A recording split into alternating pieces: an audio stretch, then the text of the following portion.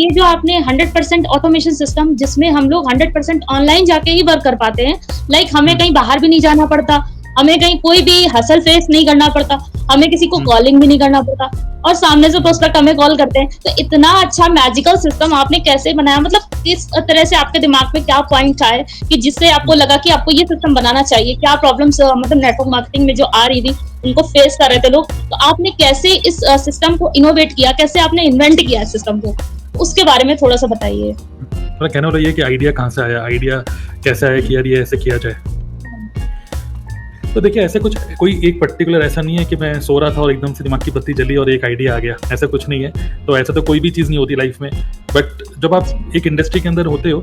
आप हमेशा ये सोचते रहते हो, और जैसे आपको भी अभी तो कुछ ही महीने हुए हैं इस बिजनेस में आए हुए, बट हमेशा आप ये सोचते रहते हो कि यार कैसे बिजनेस के जो भी चैलेंजेस हैं आप उसको थोड़ा सा आइडेंटिफाई करते हो और कोशिश करते हो कि चैलेंजेस को कम किया जाए और अचीवमेंट्स को बढ़ाई जाए। At the same time it is not only about money तो एक तरीके से करेंसी है ही, बट दूसरा एक और करेंसी है, वो है टाइम, राइट। सो जो मेरा एक्सपीरियंस है, स्टार्टिंग में मैंने भी ऑफलाइन ही काम किया, और नेटवर्क मार्केटिंग में आपने सुना होगा कई सारे लोग बोलते हैं कि कई सारे अपलाइन बोलते हैं कि डू नॉट री इन्वेंट द व्हील, अपना दिमाग मत लगाओ, जैसा बोला जा रहा है वैसा करते रहो, ठीक है। तो ऑफलाइन काफ़ी काम तो किया था, लेकिन वो ये था, देखिए होता क्या है कि इतनी गर्मी हो रही है या सर्दी हो रही है या फिर इतना आप ट्रैवल कर रहे हो, मैं देख रहा था कि पर मंथ जो मैंने एक टिपिकल जो बनिया बुद्धि होती है कि पर मंथ कितना मेरा खर्चा हो रहा है इस बिजनेस को बिल्ड करने में, और मैं देख रहा था कम से कम 15 से 20 हज़ार रुपये तो खर्च हो ही रहे थे। क्योंकि जो मेरे अपलाइन है में से दीपक बब्बर, उन्होंने और मैंने एक चीज़ सोची, क्योंकि हम दोनों ने साथ ही स्टार्ट किया था, तो उन्होंने एक चीज़ सोचा कि अगर आपको सीसी चाहिए, अगर आपको बिजनेस को ग्रो करना है, तो वो उसी प्रोपोर्शन में सीसी बढ़ेंगे जिस प्रोपोर्शन में आपका पेट्रोल खर्च होगा, ठीक है। पेट्रोल में खर्चा बढ़ाओगे तो फिर सीसी अपने आप ही बढ़ेगा। आपकी गाड़ी रोड पे होनी चाहिए, लोगों से मिलते रहो, ऑफिस जाते रहो। तो इस तरीके से यही माइंडसेट है, इसी माइंडसेट से मैंने काम भी किया था।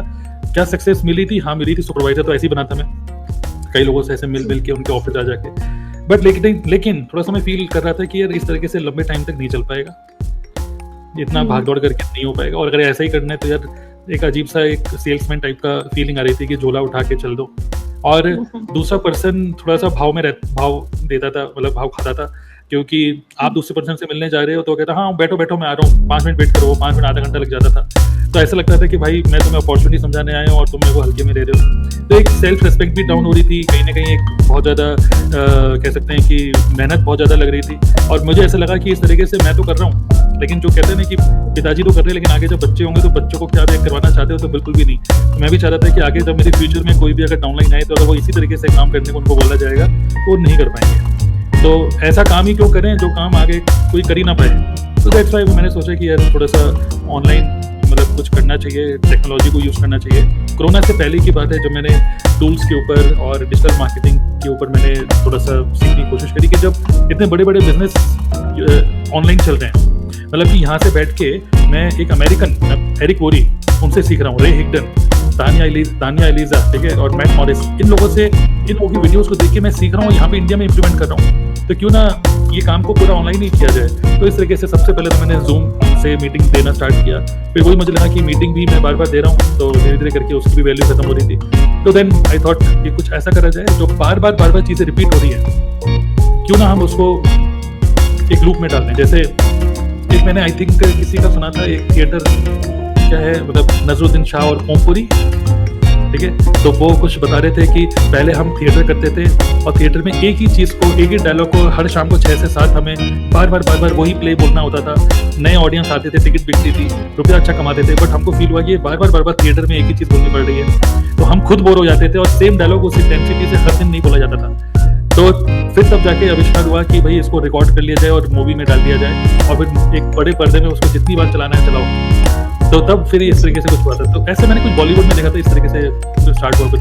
तो कुछ बता रहे थे वो, तो मुझे भी ऐसा लगा कि यार एक ही चीज़ को बार रिपीट कर रहे हैं, सेम प्रेजेंटेशन सबको दे रहे हैं, हर चीज़ जो एक ही चीज़ बार रिपीट हो रही है, क्यों ना पहले तो उसको एक बार रिकॉर्ड करके रख लो और उसको बोलो एसेट है हमारा, डिजिटल एसेट्स की तरह इसको यूज़ करो। जैसे वो ट्रेनिंग प्रोग्राम कोई बंदा ज्वाइन करे, सर फॉरएवर क्या है, अब फॉरएवर तो जो है वो तो है, अब वो चेंज तो हो नहीं रहा। रेक्स मॉन ने स्टार्ट किया था, अब 20 दिन बाद बताऊंगा, तब भी रेक्स मॉन ने स्टार्ट किया था, ठीक है। तो कौन से कहाँ पे स्टार्ट हुआ क्या, तो जो चीज़ हमेशा फिक्स है, प्रोडक्ट प्रोफाइल प्लान, उसको रिकॉर्ड करके रख लो, ट्रेनिंग बना के रख ली, फिर टूल एक्सप्लोर करे, कुछ Kajabi, ever webinar tool explore, तो ऐसे करके कुछ डिजिटल मार्केटिंग की ट्रेनिंग्स ली और फिर नेटवर्क मार्केटिंग को कनेक्ट करके ऑटोमेशन करने की ऐसा आइडिया, मतलब एक दिन नहीं आया, मतलब मल्टीपल इवेंट्स हुए तब जाके ये बना। और फाइनली फिर अब और अभी भी कुछ ऐसे नहीं कह सकते कि this is the best, this is the perfect, मतलब दिस इज इन प्रोग्रेस। कभी भी हम ये नहीं कह सकते कि I am network marketing automation expert, मैं बोलता हूँ I am network marketing automation student. Okay, so still work in progress है, वी आर लर्निंग और इसको और ज़्यादा इंप्रूव करेंगे।